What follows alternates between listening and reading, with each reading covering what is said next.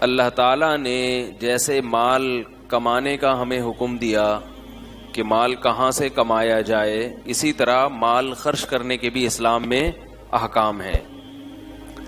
کہاں خرچ کرنا چاہیے، کہاں نہیں کرنا چاہیے، کہاں بہتر ہے، کہاں حرام ہے، کہاں مکروہ ہے، کہاں ناپسندیدہ ہے، کہاں زیادہ بہتر ہے.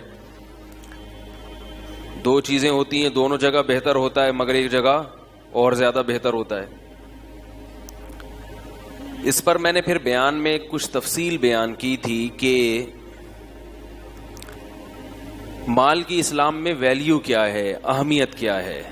بہت سے لوگ یہ سمجھتے ہیں کہ اسلام میں پیسے کی کوئی ویلیو ہے ہی نہیں، مٹی ہے، ختم ہو جانے والا ہے، پھینک دو لہذا اٹھا کے، چوری کروا دو، جیبیں کٹوا لو اپنی. تو اس پر میں نے دلائل دیے تھے کہ اسلام میں مال کی کتنی اہمیت ہے. وہ دلائل میں ریپیٹ نہیں کروں گا، پچھلا بیان میرا یوٹیوب پہ ہے، سن سکتے ہیں آپ.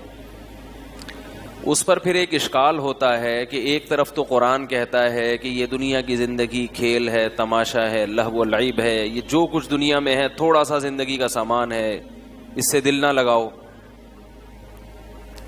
ایک طرف کہہ رہے ہیں ویلیو ہے، ایک طرف کہتے ہیں دل نہ لگاؤ. کوئی غلط تو نہیں نہ ہوئی؟ تو اس اشکال کا میں نے پچھلے ہفتے جواب دیا تھا. وہ جواب بھی میں نہیں دہراؤں گا کیونکہ میرے ساتھ مسئلہ یہ ہے کہ میں نے اس کو دہرایا پھر میں اسی ٹاپک کو لے کے چلا جاؤں، پھر میں دوبارہ سمجھانا شروع کر دوں گا، کیونکہ ایک دفعہ سے بات آج کل کسی کے سمجھ میں آتی نہیں ہے. تو وہ بیان آپ دوبارہ اچھی طرح سے سن لیں.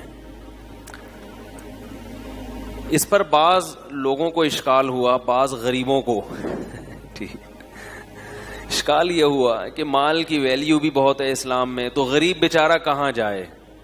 یعنی خود اسلام بھی دولت کی اہمیت کو بیان کر رہا ہے بھائی. تو غریب کا تو ایک ہی سہارا تھا، اللہ اور مذہب.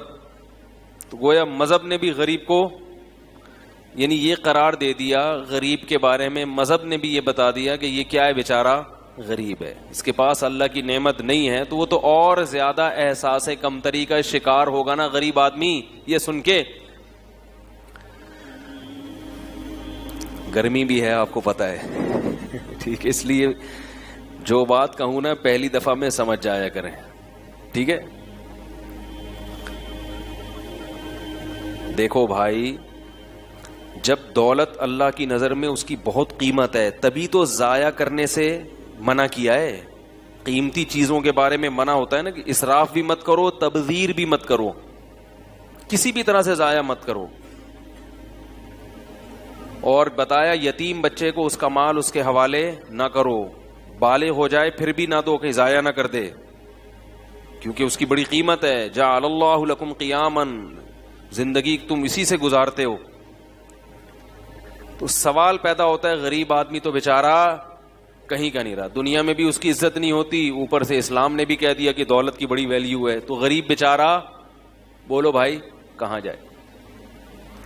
اس اشکال کا جواب یہ ہے کہ اسلام میں دولت کی اہمیت ہے اپنی جگہ، لیکن اگر اللہ نے کسی کو دولت نہیں دی، اللہ کے فیصلے ہیں نا، یہ اس نے اپنی طرف سے محنت کی مگر مقدر میں نہیں ہے، تو اس نعمت کے نہ ملنے پہ وہ جو صبر کرتا ہے، اس صبر کی اہمیت دولت سے کئی گنا زیادہ ہے. بات یہ ہے کہ غریبوں کی دو قسمیں ہوتی ہیں.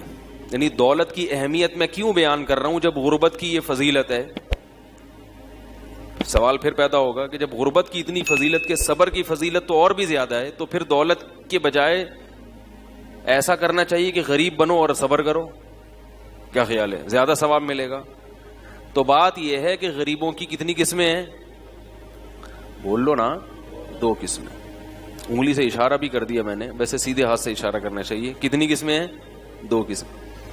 ایک غریب وہ ہے جو قدرت کی طرف سے غریب ہے، جو قدرت کی طرف سے مسکین ہے، غریب ہے، اپنی طرف سے وہ محنت کرتا ہے، رزق کماتا ہے، لیکن اللہ نے اس کے مقدر میں ہر محنت کرنے والے کو ملتا نہیں ہے.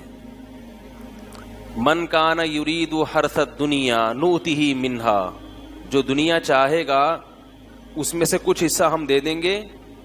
ما نشاء لمن نرید، جتنا ہم چاہیں گے اس کو دیں گے، جتنا آپ چاہ رہے ہیں اتنا نہیں ملے گا، کیونکہ آپ تو چاہ رہے ہیں کہ ساری دنیا میری ہو جائے. جتنا اللہ چاہے گا. اور لمن نرید، جس کو چاہیں گے، یعنی تھوڑا بھی اس کو ملے گا جس کو اللہ چاہیں گے، ورنہ تھوڑا بھی نہیں ملے گا، سوکھی روٹیوں پہ گزارا کرنا پڑے گا. یہ جو مشہور کتابیں ہیں نا انگلش میں، جو آج 7 کامیاب